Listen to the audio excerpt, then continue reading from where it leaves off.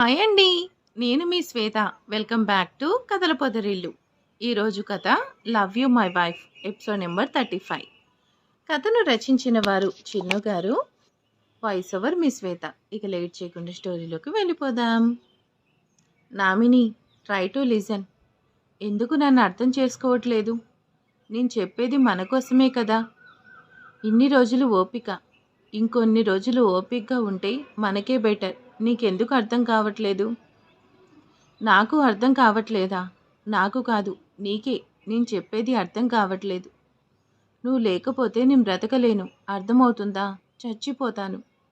నాకు క్షణక్షణం భారంగా ఉంది. ఏం చేయాలో తెలియట్లేదు. టిల్ నౌ హర్ష అన్నయ్య పెళ్లి కోసం ఆలోచిస్తూ నన్ను పట్టించుకోలేదు. బట్ ఇప్పుడు హర్ష అన్నయ్య పెళ్లి కూడా అయిపోయింది అంటే నెక్స్ట్ మామ్ ఆలోచించేది నా పెళ్లి కోసమే. ఇంకా మామ్ డిసిషన్ని అబ్యూస్ చేయలేను. నామిని, అను ఆంటీ ప్రెసెంట్ నీతో మాట్లాడడం లేదు కదా? అవును, మాట్లాడడం లేదు. నిజమే. బట్ ఏదేమైనా నేను తన కూతుర్నే కదా. నా పెళ్లి కోసం ఆలోచించకుండా ఉండదు కదా. నీకు అన్నీ తెలిసే ఎందుకు ఇలా మాట్లాడుతున్నావు అంటూ ఏడుస్తున్న నామిని భుజం మీద చెయ్యేస్తూ అన్వయంగా తన కళ్ళలోకి చూస్తూ, నీకు నేనే హోప్స్ క్రియేట్ చేశాను. బట్ నాకు కూడా ఏం చేయాలో తెలియట్లేదు. నువ్వు లేకపోతే నేను బ్రతకలేను. నువ్వు కావాలి, నువ్వే కావాలి అంటూ హక్ చేసుకుంటూ, మన లవ్ మ్యాటర్ మామ్కి తెలిస్తే మామ్ ఒప్పుకోరు. హర్ష బ్రోకి చెప్పి ఒప్పిద్దామంటే నా వల్ల కావట్లేదు. నువ్వైనా హర్ష బ్రోకి మన లవ్ మ్యాటర్ కన్వే చేయొచ్చు కదా. నామిని please wait some for time. నేనే టైం చూసి హర్ష ముందు మన లవ్ మ్యాటర్ రివీల్ చేస్తాను. I hope Harsha will understand. నాకు అదంతా తెలీదు. నువ్వేం చేస్తావో ఏమో నాకేం తెలీదు.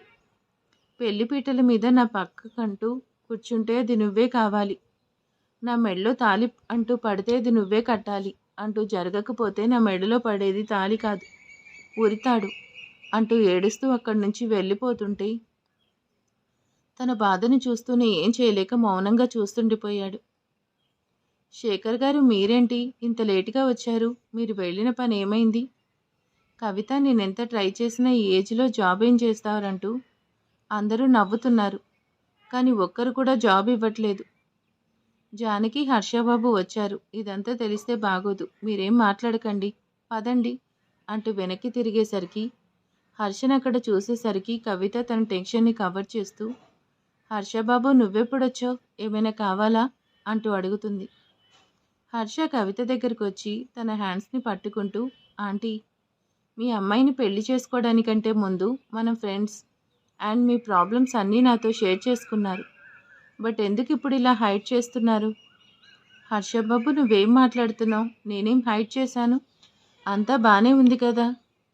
హర్ష తన పాకెట్లో ఉన్న కవిత ఆంటీ చెయ్యిని తీసి కవిత ఆంటీకి ఇస్తూ, మార్నింగ్ అంకుల్ని చూశాను, అప్పుడే అర్థమైంది. What's all this aunty? మీకేమైనా ప్రాబ్లమ్స్ ఉంటే నాకు చెప్పొచ్చు కదా. నేను మీకు పరాయివాడిని అయిపోయానా? హర్షబాబు, నువ్వు మా జానికి భర్త. తనకంటే కూడా నువ్వే నాకు ఎక్కువ. ఈరోజు నువ్వే లేకుంటే మా జానికి ఇలా ఉండేదే కాదు. నువ్వు మా ఇంటి అల్లుడివి. నీకు మర్యాదలు చెయ్యాలే కానీ మా కష్టాలు చెప్పడం భావ్యం కాదు. ఆంటీ, మీరే కదా చెప్పారు అల్లుడు అంటే కొడుకుతో సమానం అన్నారు కదా. మరి నన్ను మీ కొడుకుని అనుకోవడంలో తప్పులేదు కదా. మిమ్మల్ని నేను చూసుకుంటాను. మీకెప్పుడు ఏం కావాలన్నా నన్ను అడగండి. కూతురు అత్తారింట్లో కనీసం మంచినీళ్ళు కూడా తాగటం మా పద్ధతి కాదు.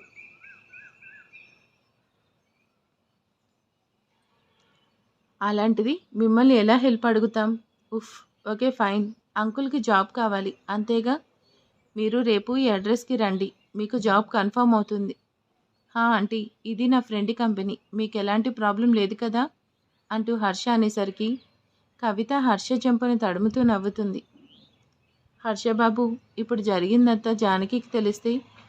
ఆంటీ, నేనైతే చెప్పలేదు, మీరు చెప్పరు కదా, ఇంకెలా తెలుస్తుంది? జానుకి మీరంటే చాలా ఇష్టం. మీకోసం ఏమైనా చేస్తుంది. మీరు ప్రాబ్లమ్స్లో ఉన్నారంటే తను అక్కడ పీస్ఫుల్గా ఉండలేదు. జానుకి దేవుడి లాంటి వాడు భర్తగా కావాలనుకున్నాను, కానీ దేవుడే భర్తగా వస్తాడనుకోలేదు. హాహా, ఆంటీ, నన్ను పొగిడే కార్యక్రమం మళ్ళీ పెట్టుకుందాం. ఇప్పుడైతే డిన్నర్ చేద్దాం. ఆకలిగా ఉంది, పదండి. అంటూ హర్ష వాళ్ళు వస్తుంటే అదంతా చూస్తున్న జానకి వాళ్ళకి కనపడకుండా పక్కకి తప్పుకుంది.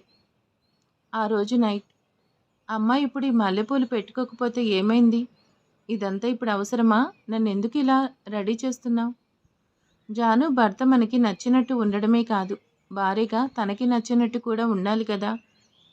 మగాడు తన జీవితంలో ఇద్దరి దగ్గరే చిన్నపిల్లాడవుతాడు. పొత్తిళ్లలో తన తల్లి దగ్గర, కౌగిల్లో తన భార్య దగ్గర. తల్లి తన ప్రేమను పంచినట్టే భార్య తన అవసరాలు తీర్చాలి. ఇదే భార్యాభర్తల బంధం. నీకోసం అబ్బాయి వెయిట్ చేస్తుంటాడు, లేట్ అవుతుంది. షూ, నీకు నిజం తెలియదు కాబట్టి అలా అంటున్నావు, కానీ అసలు తన క్యారెక్టర్ ఏంటో నాకే తెలియడం లేదు. తను మంచివాడా లేదంటే చెడ్డవాడా? ఈరోజు మా ఫ్యామిలీ కోసం ఇంత ఆలోచిస్తున్నాడు, మరి ఎందుకు ఆ రోజు అలా చేశాడు? జాను, నీకే చెప్పేది, ఏం ఆలోచిస్తున్నావు? టైం అవుతుంది అనే కవిత మాటకి జానకి ముందుకు నడిచింది. నాకేంటి ఇలా ఉంది? ఇది నా రూమా? నా రూమ్లో వెళ్ళడానికి నేనెందుకు భయపడుతున్నాను? నాకేం భయం లేదంటూ జానకి రూమ్ డోర్ ఓపెన్ చేసుకుంటూ లోపలికి వెళ్ళింది. అను, హర్ష పెళ్ళైంది కదా, మరి తర్వాత మన ఇంట్లో పెళ్లి జరగాల్సిన కోసం ఏమైనా ఆలోచించావా?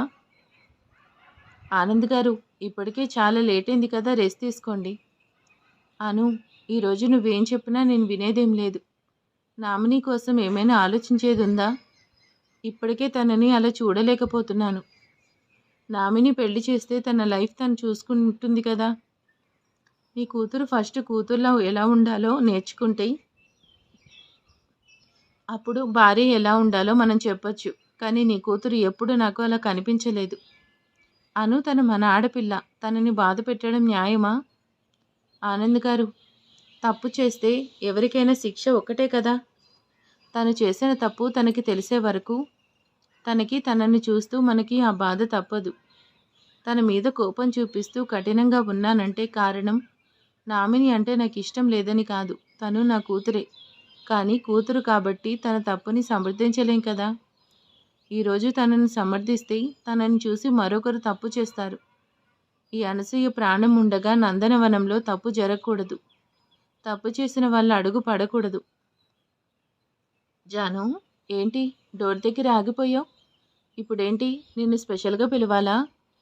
హర్ష గారు, ఏం చేస్తున్నారు? ఇది నా బెడ్, మీరేం చేస్తున్నారు? షూ, నా బెడ్ మీద నువ్వు పడుకోవచ్చు, బట్ నేను పడుకోకూడదా? ఇదేం రూల్? అసలే లేట్ అయింది, నీకు నచ్చితే పడుకో, లేదంటే ఎక్కడైనా పడుకో అంటూ తన పిల్లో త్రో చేస్తూ హర్ష బెడ్ మీద వెల్లికిలా పడుకున్నాడు. చా అంటూ పిల్లో పట్టుకుంటూ హర్ష మీదకి త్రో చేయడానికి వస్తూ తన కాలికి బెడ్షీట్ తగిలేసరికి డైరెక్ట్గా వెళ్ళి హర్ష మీద పడింది. అబ్బా, చంపేసింది రోయ్ నాయనా. ఏం చేస్తున్నావే? నా నడుం విరిగిపోయింది. జాను, నీకెంత నా మీద గర్జుంటే మాత్రం నేను నీ బెడ్ మీద పడుకున్నాననేసి పర్మనెంట్గా నన్ను బెడ్కి ఫిక్స్ చేద్దామని ఫిక్స్ అయ్యావా? అయ్యయ్యో హర్ష గారు, అదేం లేదు, బై మిస్టేక్ పడ్డాను. జాను, నువ్వు ఇంకా నా మీద ఉన్నావు, ప్లీజ్ లేస్తావా? చూడ్డానికి పిట్టలా ఇంతే ఉన్నావు, కానీ పడితే ఏంటి అంతున్నావు? హర్ష గారు, యు ఆర్ ఎంబారసింగ్ మీ. నేనేమంత బరువు ఉండను, తను మూతి తిప్పుతూ అంటుంది. మేడం, తమరు 7 మల్లెల ఎత్తు, సన్నజాజి బరువు, ఈ టైంలో కూడా ఇది అవసరమా? It's it's paining. Janu, do something యార్. హర్ష గారి మెలుకు తాగుతారా? షూ, నీకేమైనా పిచ్చా? ఈ టైంలో ఎవడైనా పాలు తాగుతారా? అంటే అది నేను ఏదైనా బ్యాడ్ మూడ్లో ఉన్నప్పుడు ఇలానే తింటాను, అప్పుడు ఆ ఫీల్ని మర్చిపోతాను, అందుకే మిమ్మల్ని అడుగుతున్నాను.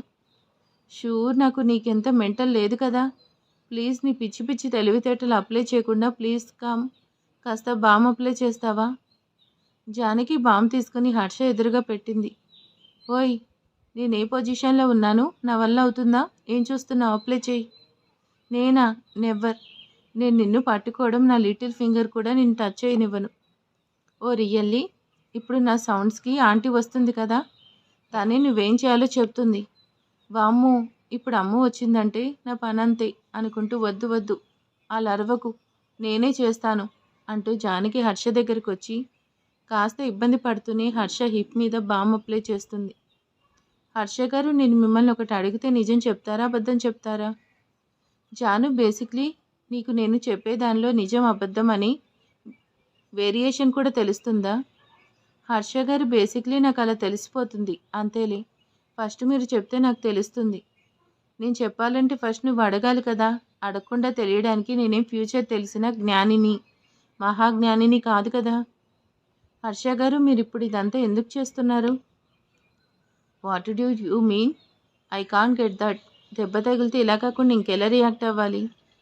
Don't act to smart. నేను దీని గురించి అడగడం లేదు. ఎందుకు మా ఫ్యామిలీకి హెల్ప్ చేస్తున్నారు? దేనికోసం మా అమ్మ దగ్గర మంచిగా యాక్ట్ చేస్తున్నారు? ఇదంతా కూడా మిమ్మల్ని నమ్మడానికి చేస్తున్న new tricks. Janu will you stop? తన మాటలకు అడ్డొస్తూ సీరియస్గా అనేసరికి జానకి హర్ష దగ్గర నుంచి అంత సీరియస్నెస్ చూసేసరికి కాస్త వియర్డ్గా చూస్తుంది. ఫస్ట్ ఆఫ్ ఆల్ నిన్ను నమ్మించే అవసరం లేదు. నేను నాకు నచ్చినట్టు ఉంటాను. ఎవరి కోసం నా క్యారెక్టర్ని తగ్గించుకోను. తప్పు చేసినా ఒప్పుకునే గట్స్ నాకు ఉన్నాయి. But this is disgusting. Never expect from this. Finally I would like to clear one thing. నేను ఈ రిలేషన్కి వాల్యూ ఇచ్చాను, అంతేకాని నీకు కాదు. తెలియని వాళ్ళు ప్రాబ్లంలో ఉంటేనే హెల్ప్ చేస్తాం. ఆంటీ అంకుల్కి ప్రాబ్లమ్స్లో హెల్ప్ చేస్తే నీకేం రాంగ్గా కనిపించిందో తెలియడం లేదు. జాను నేను చెడ్డవాడినే కానీ కొంచెం మంచివాడిని. నాకు మోరల్ ఎథిక్స్ ఉన్నాయి. హర్ష గారు ఇప్పుడు ఎందుకు ఇంత సీరియస్ అవుతున్నారు? నేను క్యాజువల్గా అడుగుతున్నాను. బట్ నువ్వు అడిగేది వల్గర్గా ఉంది జాను. హర్ష గారు మీ వల్ల నేను ఫేస్ చేసింది కూడా అలానే ఉంది. నువ్వెక్కడ స్టార్ట్ చేసినా మళ్ళీ అక్కడికే వస్తావా? ఆడపిల్లను కదా, నా డౌట్స్ నాకు ఉంటాయి. నీకైతే కొంచెం ఎక్కువే ఉంటాయి. ప్లీజ్ రోజు నువ్వు డౌట్స్ అడగడం, నేను క్లారిఫై చేయడం నాకు ఇంకా వేరే వర్క్ లేదనుకున్నావా? ఎందుకు లేదు? న్యూ గర్ల్ ఫ్రెండ్ని సెర్చ్ చేయాలి కదా. వాట్ హెల్స్? నాకెందుకులే. నేను మీతో ఉండేది 1 year కాబట్టి, ఈ 1 year కూడా మీరేంటో తెలుసు కాబట్టి నా జాగ్రత్తలో నేనుంటాను. మన కండిషన్స్ గుర్తున్నాయి కదా. గుడ్ నైట్ అంటూ పడుకుంది. ఈ ఆఫ్ బ్రెయిన్తో 1 year నేనెలా వేగాలో. హర్ష గారు ఆయిల్ వేస్తే ఈజీగా ఫ్రై అవుతారు. జాను ఇది దండం అంటూ పడుకున్నాడు. హర్ష పడుకున్నాక కన్నుతో హర్షని చెక్ చేస్తూ హర్ష పడుకున్నాడని కన్ఫర్మ్ చేసుకుంది. అమ్మయ్య, హర్ష గారు చెడ్డవాళ్ళే కానీ కొంచెం మంచివాళ్ళే.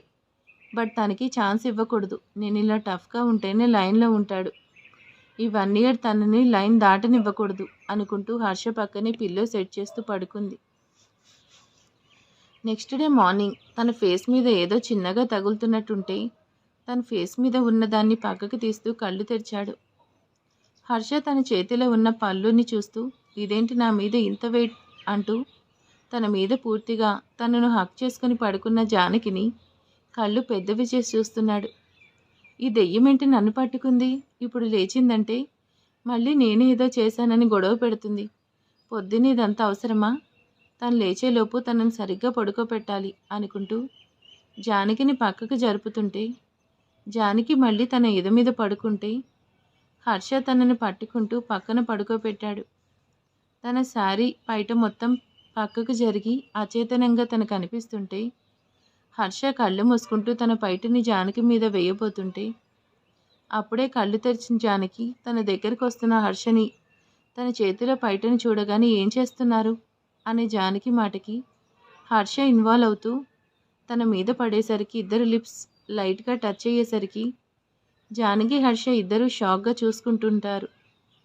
హర్ష గారు ఏం చేస్తున్నారు? మీరు ఇలా చేస్తారని అస్సలు అనుకోలేదు. హర్షని వెంటనే జానకి పెదాలను తన చేత్తో మూసేస్తూ చుప్ ఒక్క మాట మాట్లాడినా నోరు కుట్టేస్తాను. మళ్ళీ స్టార్ట్ చేసావా? నీతో ఆర్గ్యూ చేసే ఓపిక ఇంట్రెస్ట్ నాకు అస్సలు లేదు. నన్ను వదిలే తల్లి అంటూ హర్ష జానకిని వదిలేసి బయటకు పారిపోయాడు. హర్ష ఊపిరి ఓ క్షణం తన కళ్ళను తాకేసరికి అలా వెళ్తున్న హర్షని అలానే చూస్తుండిపోయింది. మార్నింగ్ నుంచి జానకికి కనిపించకుండా ఉండడానికి చచ్చిపోతున్నాను. ఇప్పుడు నేను దొరికితే మళ్ళీ స్టార్ట్ చేస్తుంది. ఎస్కేప్ హర్ష అనుకుంటూ జానకి రావడం చూసి ఆంటీ వెయిట్ మనం కాసేపు చిల్ అవ్వచ్చు కదా, నేను మీకు కుకింగ్లో హెల్ప్ చేస్తానంటూ జానకిని దాటుకుంటూ కవితతో కలిసి కిచెన్లోకి వెళ్ళాడు. హర్ష గారు మీరు ఇదంతా కావాలని చేస్తున్నారు. నేను క్వశ్చన్ చేస్తానని ఎస్కేప్ అవుతున్నారు కదా అనేసి హర్షని ఐమూలగా చూస్తుంది. అమ్మయ్య, గ్రేట్ ఎస్కేప్ రా హర్ష అనేస్తూ ఊపిరి పీల్చుకున్నాడు. అమ్మ హర్ష గారు ఇలా కిచెన్లో ఉంటే మా అత్తయ్యకి తెలిస్తే ఏమనుకుంటారు? హర్ష గారు మీరు హాల్లో వెయిట్ చేయొచ్చు కదా. హర్ష బాబు, మీరు ఇలా ఉండడం కూడా పద్ధతిగా ఉండదు కదా. జాను, అబ్బాయిని హాల్లోకి తీసుకెళ్ళు. హర్ష గారు మీరు పదండి. ఇంక అక్కడే ఉంటారేంటి, పదండి హర్ష గారు అంటూ హర్ష చేపట్టుకుని హాల్లోకి తీసుకొస్తుంది. బాప్రే, నా బ్రెయిన్ని స్పూన్ లేకుండానే తినేస్తుంది, డౌట్ లేదు. ఎలా తీసుకెళ్తుందో చూడు అంటూ జానకి పట్టుకున్న తన చేతిని చూస్తూ, జాను 1 మినిట్ అంటూ తన చేయి పట్టుకుంటూ తన చేతికున్న కంకణాన్ని టైట్ చేస్తూ, మామ్ చెప్పింది ఈ కంకణం ఇలానే ఉండాలట, చూసుకోవాలి కదా. హర్ష గారు ఇదంతా తర్వాత, ముందు మార్నింగ్ జరిగింది మాట్లాడుకుందామా. అంకుల్ మీరు రెడీ అయ్యారు కదా, మర్చిపోయాను, మనం బయటికి వెళ్ళాలి కదా, పదండి. హర్ష గారు మీరు నాన్న టిఫిన్ చేయలేదు కదా. జాను, పర్లేదు, నేను అంకుల్ బయట చేస్తాం, మీరు పదండి అంకుల్ అంటూ హర్ష అక్కడి నుండి ఎస్కేప్ అయ్యాడు. హర్ష గారు ఎక్కడికి వెళ్ళినా నైట్ రూమ్కే రావాలి కదా, అప్పుడు చెప్తుంది ఈ జానకి మీ సంగతి. అమ్మో, అసలే ఇక్కడ ఉండేదే 2 డేస్, అమ్మతో టైం స్పెండ్ చేయాలి, లేదంటే మళ్ళీ కుదరదు అనేసి కవిత దగ్గరికి వెళ్ళిపోయింది Janaki. Vividh, what's this, it's embarrassing me. నా ఫ్రెండ్స్ ముందు నైట్ నీ వల్ల ఇన్సల్ట్ అయింది. నా కార్డ్స్ని బ్లాక్ చేసావు, ఇప్పుడు పబ్లో అదంతా చెప్పి నా పరువు పోయేలా ఎందుకు చేసావు. జ్ఞాపిక, యు ఆర్ మై వైఫ్. నీ పరువు పోయే పని నేనెందుకు చేయాలనుకుంటాను. నేను చెప్పినట్టు ఉంటే నీ పరువు పోయే సిచ్యువేషన్ రాదు కదా. వివిధ్, అంటే ఏంటి ఇప్పుడు నువ్వు చెప్పినట్టు 6 గజాల చీర కట్టి అప్పలమ్మలాగా కిచెన్లో కుక్ చేస్తూ పతిసేవ చేయమంటావా. నెవర్. ఇక్కడుంది అమ్మాయి కాదు, ఆడపుల్లి. జ్ఞాపిక, నిన్ను పెళ్లి చేసుకుంది అదంతా చేయడానికి కాదు, నాకు నచ్చినట్టు నా లైఫ్ని లీడ్ చేయడానికి. మా ఇంట్లో ఉన్న రెస్ట్రిక్షన్స్ నచ్చకి నిన్ను పెళ్లి చేసుకున్నాను. నువ్వు కూడా రెస్ట్రిక్షన్స్ పెడితే నేనేం చేయాలో అదే చేస్తాను. జ్ఞాపిక, యూ కంట్రోల్ యువర్ లిమిట్స్. ఎందుకు ఇదంతా చేస్తున్నావు. నీ వల్ల నాకు ప్రశాంతత ఉండట్లేదు. దట్స్ యువర్ ప్రాబ్లం, నాకేం సంబంధం లేదు కదా. నువ్వు మనీ ఇవ్వకపోతే ఏంటి, నా లైఫ్ని ఎలా లీడ్ చేయాలో నాకు తెలుసంటూ పొగరుగా జ్ఞాపిక బయటికి వెళ్ళిపోయింది. వదిన వచ్చేలోపు వదిన దగ్గరున్న నెక్లెస్ కొట్టేయాలి అనేసి అనుకుంటూ మెల్లిగా అనసూయ రూమ్లోకి వచ్చిన కావేరి అను ఆంటీ వార్డ్రోబ్ ఓపెన్ చేస్తూ అందులో ఉన్న జ్యువెలర్స్ చూస్తూ కావేరి ఆంటీ తనకు కావలసినవి తీసుకొని బయటకు వచ్చేసింది. కావేరి అంటూ తనకు ఎదురుగా వచ్చాడు జేపీ అంకుల్. జేపీ గారు మీరిక్కడేం చేస్తున్నారు. ఆహా, నేను చూశాను. ఇప్పుడు నువ్వు చేసింది నేను అందరికీ చెప్పకుండా ఉండాలంటే నాకు అందులో షేర్ కావాలి అంటూ తన దగ్గర జ్యువెలరీస్ తీసుకున్నాడు. ఈరోజు పేకాట ఆడుకోవడానికి సరిపోతుంది, ఇదేదో చాలా బాగుంది. ఛా, కాస్తుంటే వదినకి దొరికిపోయేదాన్ని కదా అనేసి అక్కడి నుంచి బయటకు వెళ్ళిపోయింది. మామ్, నీకోసం ఎంతసేపు వెయిట్ చేయాలి, నేను చెప్పింది తీసుకొచ్చావా లేదా. జ్ఞాపిక, నీ వల్ల చావు తప్పి కన్ను లొట్టబోయింది, కాస్తుంటే వదినకి దొరికిపోయేదాన్ని. ఎందుకు జ్యువెలరీ తీసుకురమ్మన్నావు, వదినకి తెలిస్తే ఏమవుతుంది. మామ్, నందన్ జ్యువెలరీస్లో ఉండే అంత గోల్డ్లో తనకేం తెలుస్తుందిలే. ఈ మంత్ నా పాకెట్ మనీకి కావాలి కదా. జ్ఞాపిక, నీ మొగుడు బాగానే సంపాదిస్తున్నాడు అన్నావు కదా, మరి ఇదెందుకే. ఇదంతా నేను ఇంచెక్క రీల్స్ చేసుకుంటూ ఉన్నాను కదా, కాల్ చేసి అన్నీ స్పాయిల్ చేశావు. వివిధ్, నా మొగుడు గురించి చెప్పాను కదా, చాలా ఓవర్ చేస్తున్నాడు. తన హెల్ప్ లేకుండానే నేను ఏమైనా చేయగలనని ప్రూవ్ చేయడానికే మామ్. బేబీ, నీ మొగుడిని గ్రిప్లో పెట్టుకోవాలి, అప్పుడే మనం మనకి నచ్చినట్టు ఉంటాం. నీకేమైనా టిప్స్ కావాలంటే నా అలా కావేరీలో ఉన్నాయి, నన్ను ఫాలో అయ్యి నేర్చుకోవే. మామ్, నీ యూట్యూబ్ ఛానల్ గురించి మాట్లాడకు, నీ పిచ్చి నాకెక్కుతుంది. అంకుల్ మీరు ఇక్కడే వెయిట్ చేయండి, నేను ఇప్పుడే వస్తాను. హర్ష, ఎందుకు ఇప్పుడు ఇదంతా, నా వల్ల నువ్వు ఇబ్బంది పడుతున్నావు. అంకుల్, ఇది ఇబ్బంది కాదు, నా రెస్పాన్సిబిలిటీ, జస్ట్ 5 మినిట్స్ అంటూ హర్ష ఆఫీస్ క్యాబిన్లోకి వెళ్ళాడు. Vividh, Harshit, what a surprise, please be seated. How are you man. Work ఎలా జరుగుతుంది, న్యూ ఆఫీస్ ఎలా స్టార్ట్ చేస్తున్నారు కదా. యా వివిధ్, ప్రాసెస్ అవుతుంది. ఒబ్బో హర్షిత్, వివిధ్ ఇద్దరు ఫ్రెండ్సా. అండ్ నేను ఇక్కడికి ఓ స్మాల్ ఫేవర్ అడగడానికి వచ్చాను. హర్షిత్, డోంట్ బీ సిల్లీ, నువ్వు నన్ను ఫేవర్ అడగడం ఏంటి, నీకేం కావాలో చెప్పు నవ్వుతూ అంటాడు వివిధ్. వివిధ్, యాక్చువల్లీ మా అంకుల్కి జాబ్ కావాలి, తనకి నేనే హెల్ప్ చేయొచ్చు, బట్ తన సెల్ఫ్ రెస్పెక్ట్కి తను ఒప్పుకోరు, అందుకే నిన్ను హెల్ప్ అడుగుతున్నాను. హర్షిత్, ఎందుకు దీనికి అంతలా అడుగుతున్నావు, మీ అంకుల్కి ఇప్పుడే తీసుకురా, తనకి నేనే జాబ్ ఇస్తాను అంటూ వివిధ్ అనేసరికి, thank you so much Vividh, అంకుల్ని ఇప్పుడే తీసుకొస్తాను అంటూ హర్షిత్ బయటకు వచ్చి శేఖర్ గారిని తీసుకొని లోపలికి వచ్చాడు. వివిధ్, తనే మా అంకుల్ శేఖర్, అండ్ అంకుల్ తను నా ఫ్రెండ్ వివిధ్ రాజ్పూత్ అంటూ ఇద్దరిని పరిచయం చేసేసరికి వివిధ్ శేఖర్ని అండ్ శేఖర్ వివిధ్ని షాక్గా చూస్తున్నారు. వివిధ్ శేఖర్ని చూసేసరికి పైకి లేస్తూ డాడ్ అనేంతలో శేఖర్ వద్దన్నట్టు సైగ చేసేసరికి వివిధ్ సైలెంట్ అవుతాడు. శేఖర్ గారు మీ గురించి హర్షిత్ అంతా చెప్పాడు. తను చెప్పినట్టే మీకు ఇక్కడ ఏం జాబ్ కావాలంటే ఆ జాబ్ చేయొచ్చు. ఈరోజు జాయిన్ అవ్వచ్చు. హర్షిత్, మీ అంకుల్ని నేను చూసుకుంటాను. థ్యాంక్ యూ వివిధ్, అడిగిన వెంటనే హెల్ప్ చేశావు. ఇది హెల్ప్ కాదు, మై రెస్పాన్సిబిలిటీ. వివిధ్ ఏం మాట్లాడుతున్నారో నాకు అర్థం కాలేదు. ఐ మీన్, మనం త్వరలో కొలాబరేట్ అవబోతున్నాం కదా. మీ అంకుల్కి హెల్ప్ చేయడం నా రెస్పాన్సిబిలిటీ కదా. Okay, and once again thank you Shekhar uncle. మిమ్మల్ని వివిధ్ చూసుకుంటాడు. వస్తానంటూ హర్ష తన క్యాబిన్ నుంచి వెళ్ళగానే, డాడ్, మీకోసం నేను హైదరాబాద్ మొత్తం వెతుకుతున్నాను. ఫైనల్లీ మీరే వచ్చారు. వాట్ హెల్స్? కలిశారు కదా, రండి కూర్చోండి డాడ్. అసలు ఫస్ట్ హర్షకి థ్యాంక్స్ చెప్పాలి. మీరు హర్షకి ఎలా పరిచయం? నేనేదో అడిగేస్తున్నా. ఫస్ట్ ఏం తీసుకుంటారు? Coffee or tea? మీకు కాఫీ ఇష్టం కదా, కాఫీ ఆర్డర్ పెడతాను. నా హ్యాపీనెస్ని ఎలా ఎక్స్ప్రెస్ చేయాలో కూడా తెలియట్లేదు. మామ్ ఎలా ఉంది? డాడ్, జానకి బాగానే ఉందా? ఇంకా బ్రతికే ఉన్నారు. నువ్వు చేసిన మోసాన్ని మర్చిపోయి బ్రతికే ఉన్నారు డాడ్ అంటూ వివిధ అన్నంతలో తన చెంప పగల కొడుతూ, ఓ ఆడపిల్ల జీవితం మీద కట్టిన సమాధి ఇది. ఇక్కడ నువ్వున్నావని తెలిస్తే అసలు గడప తొక్కేవాడిని కాదు. నిన్ను మళ్ళీ జన్మలో చూడకూడదు అనుకున్నాం. డాడ్ ప్లీజ్, నేను తప్పే చేశాను, ఒప్పుకుంటాను. కానీ ఆ టైంలో నా సిచ్యువేషన్, నేనేం చేస్తున్నానో తెలీదు, చేసేశాను అంటూ శేఖర్ కాళ్ళు పట్టుకున్నాడు. నన్ను కొట్టిన బాధ లేదు, కానీ నన్ను అసహ్యంగా చూస్తుంటే చచ్చిపోవాలనిపిస్తుంది. నువ్వు మా దృష్టిలో ఆ రోజే చచ్చిపోయావు వివిధ్. డాడ్, నా లైఫ్లో నేను చేసిన ఫస్ట్ అండ్ లాస్ట్ మిస్టేక్. ఈ ఒక్కసారి నన్ను క్షమించండి. నేను మీకు దూరంగా వచ్చానే కానీ మిమ్మల్ని ఎప్పుడూ మర్చిపోయింది లేదు. ఇప్పుడు కూడా మీకోసం హైదరాబాద్ మొత్తం సెర్చ్ చేస్తున్నాను. మా కోసం ఎందుకు చూస్తున్నావు? మళ్ళీ జానకి జీవితం నాశనం చేయడానికా? డాడ్, జానకి విషయంలో నేను తప్పు చేశాను, కానీ తన లైఫ్ని నాశనం చేయాలనుకుని చెడ్డవాణ్ణి కాదు. జాను అంటే నీకు ఇష్టమే కదా, నేను తన లైఫ్ని నాశనం చేస్తానా?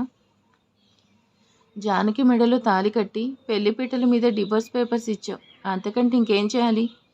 తన నూరేళ్ల జీవితం పెళ్లితోనే నాశనమైంది.